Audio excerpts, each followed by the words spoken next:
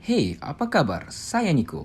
Di segmen ini, kita akan berbicara tentang anatomi hidung. Jadi dalam video ini, kita akan mulai dengan membahas struktur hidung luar, termasuk tulang rawan. Kemudian kita akan membayangkan membelah kepala dan mencoba untuk menjelaskan anatomi rongga hidung, di mana kita akan berbicara tentang bagian-bagian rongga hidung, sinus, dan kemudian berbicara tentang lapisan dinding dalam rongga hidung, sistem perdarahan arteri, dan vena hidung.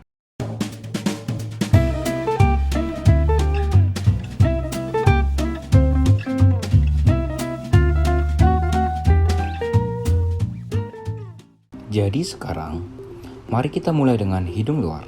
Di sini Anda akan melihat tampilan samping hidung. Ada nama anatomi untuk masing-masing segmen hidung luar, dan masing-masing dipisahkan berdasarkan warna. Di sini kita memiliki radiks nasi, kemudian kita memiliki dorsum hidung dan puncak. Secara lateral, kita memiliki sayap hidung atau ala nasi yang mengelilingi lubang hidung atau nares. Sekarang, jika kita akan menghilangkan kulit dan lapisan otot, kita akan sampai ke tulang rawan dan tulang. Hidung sebenarnya terbentuk dari tulang, tulang rawan, dan lemak. Jadi, bagian tulang disebut tulang nasal, tulang hidung kanan dan kiri. Saya akan menunjukkan skema lain setelah ini. Di bawah tulang, Anda akan menemukan kartilago hidung lateral. Kemudian ada kartilago alar mayor dan kartilago alar minor. Dan di antara tulang kartilago mayor dan tulang rawan hidung lateral, Anda akan menemukan beberapa tulang rawan hidung aksesoris yang menopang hidung. Dan lurus di tengah, Anda akan menemukan tulang septal nasal kartilago. Sekarang, mari kita ulangi lagi, tapi dalam model yang lebih baik. Mari perbesar agar Anda tetap fokus pada hal ini. Kita memiliki dua tulang hidung, 1, 2. Kemudian, kita memiliki kartilago hidung lateral. Kemudian ada kartilago alar mayor dan kartilago alar minor. Dan di antara tulang kartilago alar mayor dan tulang rawan lateral, Anda akan menemukan beberapa tulang rawan hidung aksesori yang menopang hidung. Dan tepat di tengahnya, Anda akan menemukan septal nasal kartilago yang membagi hidung. Bagian lain dari hidung disebut jaringan fibrovati alar yang akan membantu memberikan sayap hidung lebih fleksibel. Sekarang, mari kita singkirkan bagian ini dan lihat dari samping untuk berbicara lebih banyak tentang septum hidung. Seperti yang Anda lihat di sini, jadi septum hidung di sini. Ini terdiri dari bagian tulang rawan dan bagian tulang keras. Kedua tulang ini terbentang sepanjang jalur ke belakang rongga hidung sampai mencapai awal faring. Bagian tulang rawan sedikit lebih fleksibel daripada bagian tulang keras, yang pada dasarnya ini baik, memberikan sedikit kelenturan pada hidung tanpa harus patah. Sekarang, mari kita ambil tengkoraknya, bagi menjadi dua dan lihat dari samping. Kita akan melihat ini. Sekarang mari kita lanjutkan dengan anatomi rongga hidung. Ini adalah rongga hidung, terletak di depan faring dan di atas hard palatum. Di bawah sini Anda akan menemukan rongga mulut. Jadi, rongga hidung terbagi menjadi dua bagian. Ada nasal vestibula sebagai lubang hidung dan ada rongga hidung propium. Apa yang membedakan keduanya?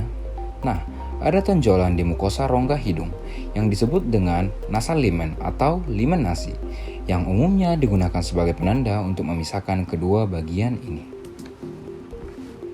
Sekarang, area di dalam lubang hidung, vestibulum hidung ditopang oleh tulang rawan hidung dan dilapisi dengan jaringan yang berisi rambut. Jadi rambut yang Anda lihat di lubang hidung hanya ditemukan di depan hidung. Bagian rongga hidung lainnya yang merupakan rongga hidung proprium tidak memiliki rambut hidung. Bagian tersebut dilapisi oleh mukosa. Jadi, mari kita sedikit berbicara tentang rongga hidung proprium. Rongga hidung proprium juga dibagi menjadi dua bagian karena fungsinya berbeda. Ini dibagi menjadi bagian olfaktori untuk penciuman dan bagian pernapasan untuk bernapas. Mari kita bahas keduanya dimulai dengan bagian penciuman. Alasan utama mengapa bagian olfaktori dapat merasakan bau adalah berkat saraf kranial pertama yang menembus ke bagian tersebut. Bagian ini memiliki saluran olfaktori dan bulbus penciuman. Dan dari bulbus olfaktorius akan ada banyak saraf yang turun, menembus tulang etmoidal yang merupakan serat dari saraf olfaktorius. Dan jika kita mengambil bagian kecil dan memperbesar sedikit, Anda akan melihat bagian bagaimana saraf mencapai ke bawah menuju mukosa hidung. Akan ada sel-sel epitel yang mendukung neuron-neuron saat mereka menjangkau ke bawah dengan reseptor penciuman. Sekarang, bagian pernapasan sedikit berbeda. Jadi mari kita lanjutkan dan bicarakan bagian tersebut. Hal pertama yang Anda perhatikan ketika Anda melihat bagian pernapasan adalah benjolan di mukosa hidung dan ini disebut konka atau turbinate. Kita memiliki konka superior, konka tengah, dan konka inferior. Di antara konka ini, kita memiliki meatus yang merupakan ruang yang memiliki lubang untuk sinus. ada meatus superior, antara konka superior dan tengah, ada meatus tengah, dan ada meatus inferior di bawah konka inferior.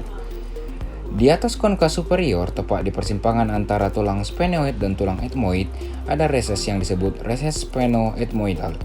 Dan inilah gambaran anatomi anterior rongga hidung.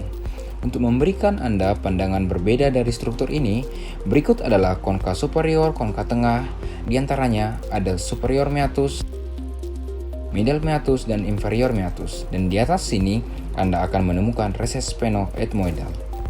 Sekarang, mengapa ini berkaitan? Nah, inilah salah satu sinus yang kita miliki. Sinus sphenoid. Ini memiliki tabung yang terbuka langsung ke reses sphenoethmoidal. Di depan sini, kita memiliki sinus frontal yang membuka ke dalam meatus tengah, seperti yang Anda lihat di sini.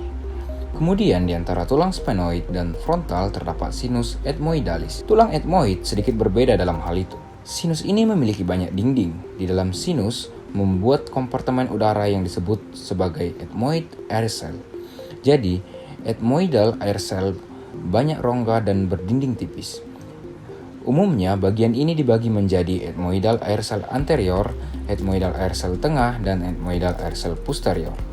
Ethmoidal air cell posterior akan membuka ke dalam meatus superior, sedangkan ethmoidal air cell anterior dan tengah bermuara ke meatus tengah. Jadi sekali lagi, ethmoidalis air cell posterior ke meatus superior dan meatus anterior dan tengah ke meatus tengah. Sekarang, jika kita melihat tampilan anterior semua sinus, Anda akan melihat sinus lain yang tidak terlihat dari tampilan lateral. Dan inilah yang disebut sebagai sinus maxillaris yang bermuara mengalir ke meatus tengah. Sekarang ada satu lagi struktur yang membuka ke dalam rongga hidung, dan struktur tersebut adalah ductus lacrimal atau ductus nasolacrimalis yang menyebabkan air mata turun ke meatus inferior. Baiklah, pada bagian berikutnya kita akan membahas vaskularisasi hidung baik arteri maupun vena-vena pada hidung. Pada bagian yang pertama kita akan membahas arteri. Hidung diperdarahi oleh arteri karotis interna dan eksterna. Arteri karotis interna akan bercabang menjadi arteri optalmika, kemudian arteri ethmoidalis anterior bagian yang lebih besar dan posterior. Dan ini akan memperdarahi bagian cavum nasi superior dan medial.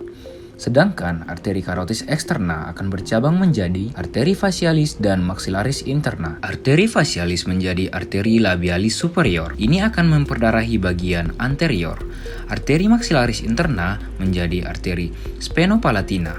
Arteri nasalis posterior dan palatin mayor memperdarahi bagian inferior atau dasar cavum nasi.